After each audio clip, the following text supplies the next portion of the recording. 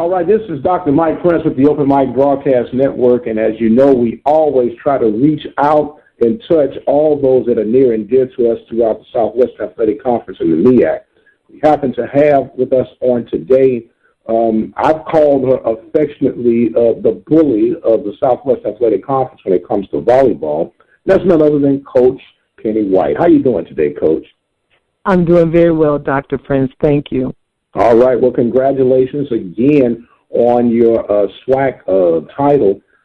Had a tough spiel for a moment, but you girls ended up turning it around after the first set against Texas Southern. Give us a recap, and I know you're waiting on your selection to come up soon, but give us a recap of that tournament and your season. Well, I think to start off with the season, it was obvious that Texas Southern was going to be strong. They had so many returning players, and, of course, they had Katie Fluke, who she's a force to be reckoned with. And they had about, I think, 4 seniors on their team. Myself, only had 1 senior, and I am pleasantly surprised at how well we did overall. Now, I've never been a part of any program out of all my years, 26 years of coaching, where we went undefeated. And so this is huge within itself. However, we brought in a class that was very, very strong, but I think the main important part is this cohesion that this group has been stronger than any group of young women I've ever coached. And I think that is important. They were a pleasure to work with. We go undefeated. They were so gullible. They were sponges. They hung on to every word that my 2 captains, which is my lone senior, Jamie Coleman, or my redshirt junior, Candace Martin, whatever they said, they really cultivated this group and nurtured them through. We go out to play Texas Southern at Texas Southern, and that within itself was a tough environment, tough competition. We squeaked out. We won in 4. And then when Texas Southern came to us at the end of the season, that was, you can look at the sets. I mean, they're very close, but very, very seasoned team. We beat them in 3. Well, it's almost hard to beat any team 3 times. So we go into the conference tournament, and as everybody knows, I think Texas Southern had not made it to the finals since 1994, I think it was, or 1992. Well, I knew this year they would, and made it to the finals. So it's a big day. I have great respect for Jocelyn Adams. She has done a phenomenal job with that program. And I think if anybody knew us, they knew us very well, and they jumped out on top of us. They jumped out, got ahead, won the first set. I think it was 25-16. Won it very handedly. We had to regroup. I had a group, when they're sitting on the bench and they're looking into your eyes, they're looking for guidance. We erase it. We take 1 point at a time, 1 rally at a time, 1 set at a time, and then 1 match at a time. And they bought in. We made some changes. I rotated my rotation 3 times. I did a different matchup, and I flipped one of my freshmen with a junior. I put my freshman that was on the right side, I put her on the left side, and I took a junior and put her on the right side. So I made some drastic changes that happened to work for us, and they kind of got the ball rolling, and that just opened the door, the floodgates for Bailey Bennett. They had a triple block up on Brianna Dorsey. Brianna had been hitting above a 400 in efficiency in a percentage all year long, and they brought her percentage down drastically in the first set. In fact, we only was able to set Brianna 1 time in the first set. Turned it around. We were able to get her the ball down the stretch, and what they had to do, they had to decide if you're going to commit block on Brianna Dorsey, that was going to leave Bailey Bennett wide open, both pins, and Bailey just went to work. I think Bailey ended up with 19 kills as a freshman. Wow. Getting most valuable player. That is phenomenal. Absolutely, absolutely. Now, Coach, you made a mention, and some people use the fact that you have such a young team as an excuse for not having success. But I'm hearing you say that because they were a young team and they never been there before, you were kind of the Moses, and your two leaders were your Aarons to help lead the people through to the promised land and say, hey, we've never been here before. Hey, I'm just calling it like I see it right now. And you say, well, wow, how were you able to take the youthness of this group and turn it around into a champion? You know, and I like to make sure that I give credit where credit is due. I felt like Jamie Coleman, who's been here all 4 years, still had that taste in her mouth of not winning it last year. So she knew just how she wanted to walk through this year with a little different spin on her leadership style, and it helped out a lot. At the beginning of the first round of our conference regular season play, I told my kids, I asked them a question, and it was, how would you perform if you knew you wouldn't fail? And that kind of soaked in. How would you perform if you knew you wouldn't fail? And then I convinced them, you cannot fail. Now, that's a leap of faith, because I told them, you cannot fail. And that's a lot of different leadership books I read, and also my faith. But they walked through the first half. Well, now everybody's gunning for us, because we're 9-0. So now the question I posed to them at the second half of the season was, how would you perform if you refused to fail? You have to think about that. So if you refuse to fail, then how are you going to approach practice every day? Because you only can play the way you train. You play like you live. You play like you train. No more, no less. So how would you perform if you refuse to fail? And they showed up. They showed up. Absolutely. And they put it out there. Coach Penny White of the Lady Hornets of Alabama State, winning 3 of the last 4 SWAC championships, now awaiting to see where and how they'll be seeded for the NCAA tournament. Now, Coach, this is becoming an old habit for you right now. What have you learned from your last 3 previous advancements to this tournament, and how you approach in preparing your team for this next step?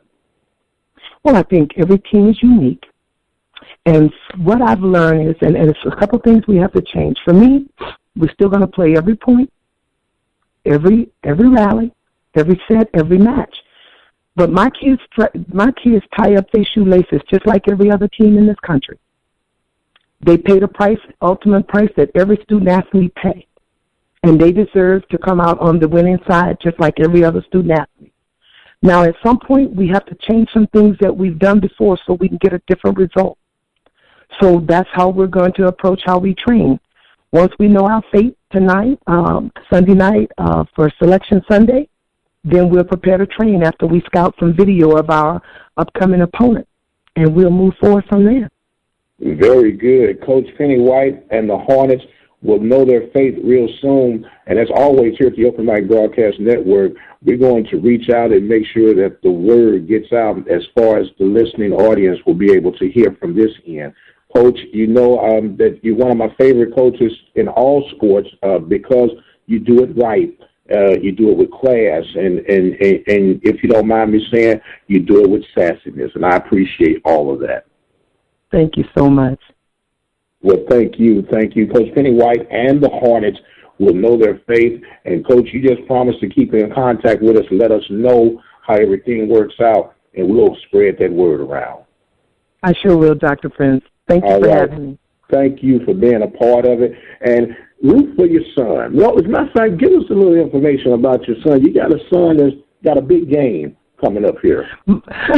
They call it the Civil War. I am currently in the state of Oregon. I'm in Corvallis, Oregon, and Oregon State. My son is number 27. He's a defensive back, corner, whatever you call it. He's playing for Oregon State, and they are playing the Oregon Ducks today. So that's the big rivalry here in the state of Oregon, and they are about to play in a matter of hours. And pretty excited, here to support my oldest, my firstborn, and I'm excited about it. Well, you take off that coach's cap for the next few hours and just be a mom. Enjoy this holiday weekend, and we love you and appreciate you a great deal. I sure will. Thank you, sir. All right. You have a great time. Coach Penny White of the Alabama State Hornets advancing to the NCAA tournament, the SWAC champions the last 3 of the last 4 years. So when you got it right, you got it right. This is Dr. Mike Prince with the Open Mic Broadcast Network. Be blessed. We'll see you on the other side. Larry's Automotive, located in the Field Store community of Waller County, is equipped to handle any automotive service or repair on your diesel or gas engine, truck, car, tractor, trailer, or RV motorhome. With in-house financing and scheduled service reminders, Larry's Automotive can handle it all. So give them a call at 936-931-5566, 936-931-5566, or look them up online at larrysautomotive.net. Larry's Automotive is an approved AAA Texas repair facility employing ASC certified technicians and a 2-time Better Business Bureau Awards of Excellence winner in automotive service. That's because they believe in running an honest business with a no-problem guarantee. Remember, every service visit comes with their 12-month, 12,000-mile nationwide warranty on parts and labor. That's satisfaction worth the drive. So stop on by or call today, 936-931-5566, 936-931-5566. Well, welcome back, ladies and gentlemen. This segment, we've happened to track down a young lady who has the Panthers out and running. It's none other than Coach RAVON Justice. We won't say new head basketball coach. We're just going to say the good old basketball coach, RAVON Justice. How you doing today, Coach? I'm doing good. How about yourself? Well, wonderful, wonderful. Congratulations on a big win out in Edinburgh against the Thundering Herd. Your young ladies are being relentless, fighting all the way down, going back in seesaw battles. You're 3-3 right now.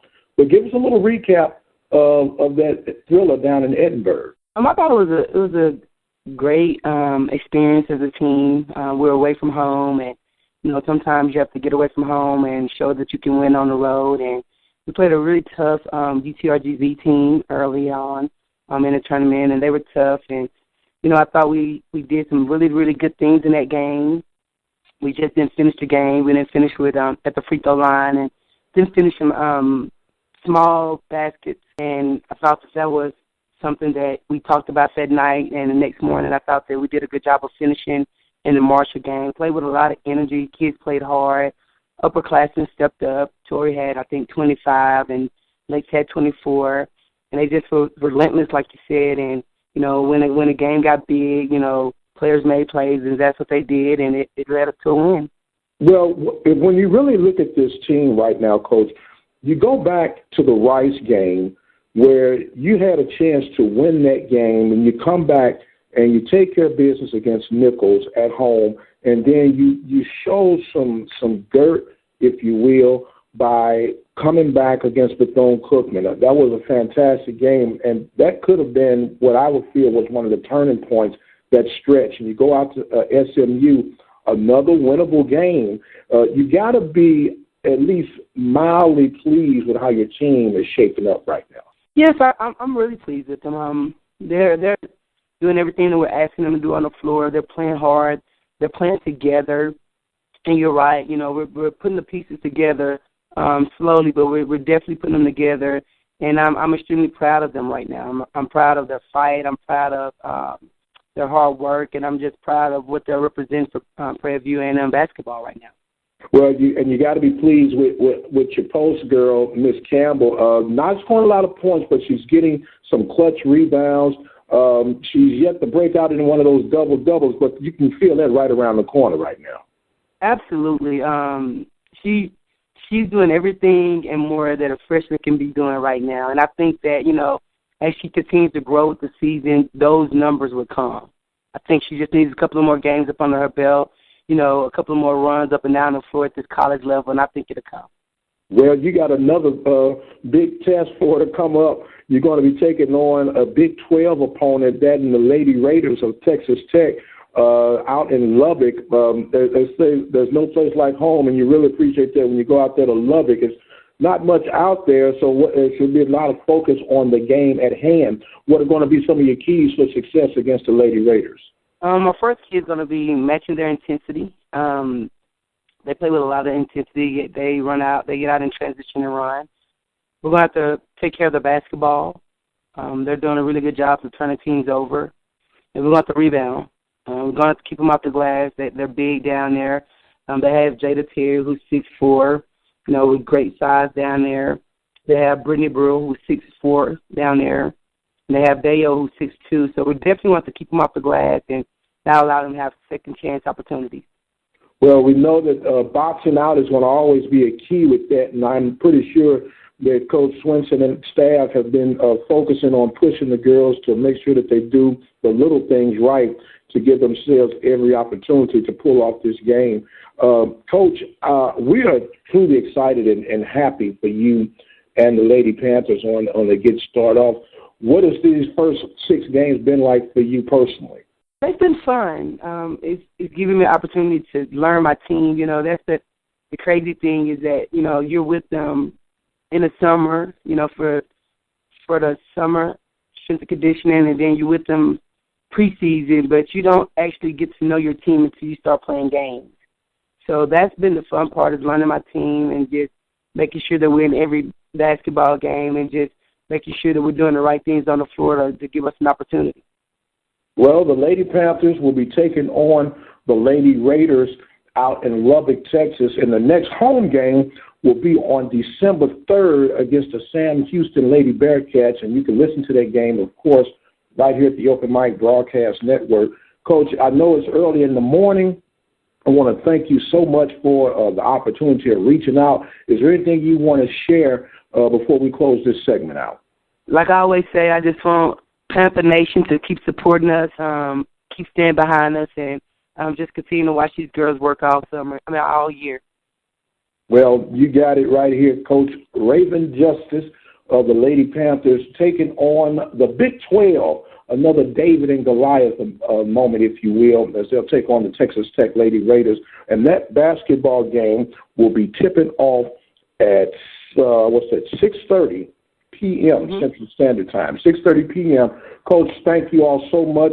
Good luck to you. And let's bring back another win. Come back to the Baby Dome on Saturday night, 4-3. Thank you so much. Oh, thank you, Coach Raven Justice and the Lady Panthers doing battle way out there in West Texas. This is Dr. Prince. We'll be right back right after this. This is Willie Simmons here, football coach at Prairie View A&M University. I'm sitting here with my main man, Mike Prince. You're listening to the Open Mic Broadcast Network.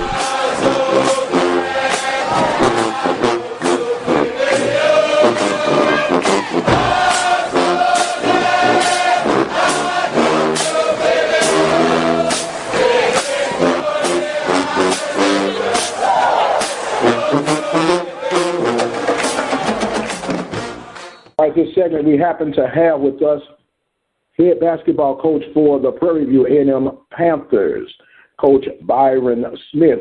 Panthers coming off a trip, if I should say, against the Wisconsin Badgers, and coming in on the short end 95-50, making some adjustments after the Masu Williams saga. Coach, welcome, and give us a recap of your road trip. Well, good morning, Mike. Thank you for having me. Very, very difficult, road game, there at Wisconsin. They're one of the top 20, 25 teams in the country, and coming off a Sweet 16, run. So, and they've just got a really solid program. And, I'm not real pleased with, how we, competed at times. I thought we came out, and accepted the challenge, and it was going to be very difficult. And we really came out and we competed part of the first, 10, 11 minutes, 12 minutes. I thought we really competed and actually looked like we belonged, for the most part of that. But, sometimes, when things kind of, they don't go well for you, you can't splinter. You got to stay the course. And I just don't think that we did that. That's not indicative of a Prairie View, a new Prairie View A&M men's basketball team. That score. So I'm not pleased with that. And we have to improve and get better because U of H is very similar, next game very similar to Wisconsin and even Kansas State after that. So, we're jumping out of the frying pan into the fire, so to speak. So we're going to have to do better, and I thought we prepared reasonably well, but we're going to have to prepare even better, for these upcoming games. But not acceptable to me, and that we didn't quit. We don't have anyone. We don't have a team of quitters. We didn't quit. I just think that sometimes when adversity strikes, the true test of a man and of a team is how they respond to. And I just think in some areas we didn't. We looked for calls from the referee because they were a very physical team, especially down low. And we were shorthanded, not having Matthew Williams and Sharon Jett, another guy, that didn't make the trip. Had some things going on, some academic issues and things like that, didn't make the trip. So we were a bit shorthanded. But nevertheless, we still can compete better than what we did, against Wisconsin. Well, I always say that you can learn so much from any experience, and the great ones even learn more in the agony of defeat. What did you learn about yourself and your team in this loss to Wisconsin? Well, I didn't really learn much about myself. It's what I've always known. And I'm going to compete, against, I have that David mentality against Goliath all the time, when you're on the road and playing. So I'm going to always compete. I'm always prepared to do that. My staff's always prepared to do that. Mike, you got an influx of some new players that are coming in, and, a couple of them are kind of like a deer in headlights, just from the physicality. Again, like I say, a foul in Texas is not a foul in Wisconsin. Okay, and I try to explain that to them. Before, because it's our fourth time going up there. Since I've been at Prairie, my fourth year, we've gone up there and we played. So it's always been that way, So I have an expectation. But my mindset, my thought process was, hey, if we can go up there and shot for world, if you will, or David, these guys, great. But if not, which no one really expects us to, it's all about our execution, and that was the goal, that we wanted to try to execute at a high level, regardless of what they were doing and what, we weren't getting, or no matter what the score was, we wanted to try to continue to execute. And I thought we did a decent job at times, but then I also thought that, we just kind of looked at that scoreboard and saw that, hey, we're down 20, down 25, down 30. Hey, man, I got to go do something. Let me go and get this shot up a little quicker. And that was a little disappointing. You have to stay the course and stay focused on the game plan, and I think we kind of got away from that, and therefore the outcome is what it was. Well, with that being said, you made mention earlier about the next journey at hand won't be as far as Wisconsin, but it'll be right down the road to the University of Houston. A lot going on with this, your old stomping grounds, where you were established and left your mark in the collegiate world, which led to you a very productive professional career that kind of took off at U of H. What is this game like for you coming back? You've been there before, but not as the head coach. How are you internalizing this approach for this coming weekend? Mike, I know what I'm about to say doesn't make for nice headlines or anything, but to be perfectly honest, it's just the most important game to me this year because it's the next game, and obviously from a support standpoint, it'll be nice because I do have a nice following, a nice support group within the city of Houston, so it'll be a lot of well wishes there for Prairie View and for BYRON Smith in particular. That will be there, so that will be nice. But I'm just really concerned about how we just come out and how we play. Last year was totally unacceptable. I don't think we were very well prepared to go in, and obviously they were coming off, a very disappointing season in Coach Sampson's first year, so they had a lot to prove, and they got after us pretty good, and I just didn't have a good feeling about it. And my thing again, going in against these U of H's and these teams that are ranked higher and supposedly, more visibility, better conferences and things like that. It's all about just how you come out and how you compete and how you execute. And that's what I'm looking for. For us to be able to go in and to beat the University of Houston, that would be great. And that would make a lot of people smile and feel good. People Nation will be really excited about that. But short-term goals for me is just how we execute. I just don't think that we should be losing to anyone by the margin that we lost to, Wisconsin and even St. Mary's. Even though those teams are, again, they're top 15. St. Mary's is 12th in the nation right now, and Wisconsin is somewhere around that 15 mark, the 14, 15 mark. So these will be teams that will probably be playing well into March. But at the same time, who's to say that we can't, if we do the things that we need to do. So, this game is not necessarily marked on my calendar. We've known about it for a while, but, I just really want to go in and I want us to represent Prairie View A&M in the highest form and fashion. And we can do that with our effort, our execution, and our attention to detail and good sportsmanship. And if we can do those things, I can live with the results at the end of the night, Mike. And I'm being very honest when I say that.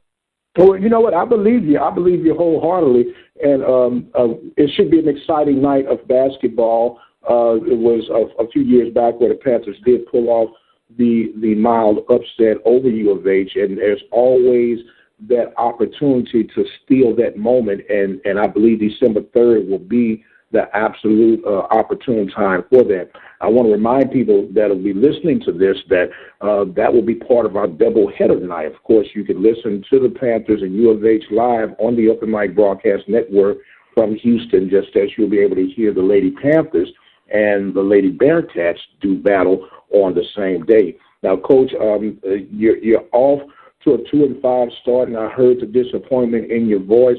But as you say, it's about the next game, because as soon as you get done with that frying pan, you're hopping into another skillet. You'll be headed off to take care of K-State, another viable opponent as far as the basketball world's concerned from the Big 12.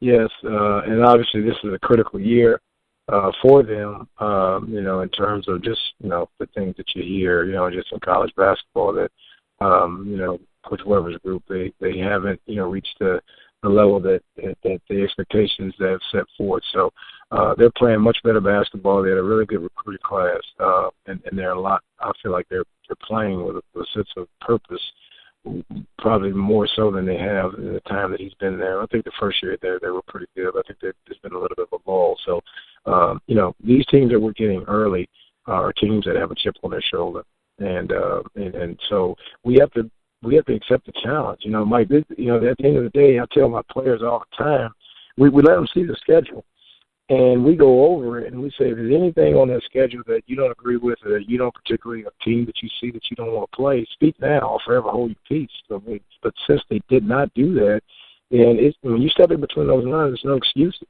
and we're in a no excuse environment at Prairie View. We're not going to make excuses. We're not going to point fingers. We're not going to do that. When we win, you know what, we accept that, and when we lose, we accept it because we play the biggest part in that. So it's a tough schedule. It's a difficult schedule, a grueling schedule.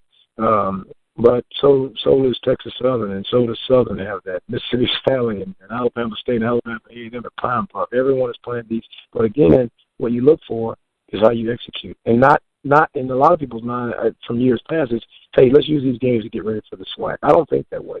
Okay, you play these 13, 14 non-conference games. You want to try to get some wins. You want to do the best that you can, and at times it can be a little stacked against you, from an experience standpoint. And, they have 4 or 5-star players and size and just all those things go into it. So what? You still have to go out and you can execute and you can do the things and try to get better at the things that you need to get better at as a team. And then if that's your mindset, which that is ours, then, then we look forward to conference play because we have a chance to be really, really, really good. But that's not our mindset right now. We've got, 8 or 9, 7 or 8 more non-conference games, 8 or 9, I think. We need to try to, we want to have a 4 or 5 wins going into our conference. And I don't know the last time that's been done at Prairie View, but those are our goals. And Saturday is the best opportunity to get a W because it's our next game.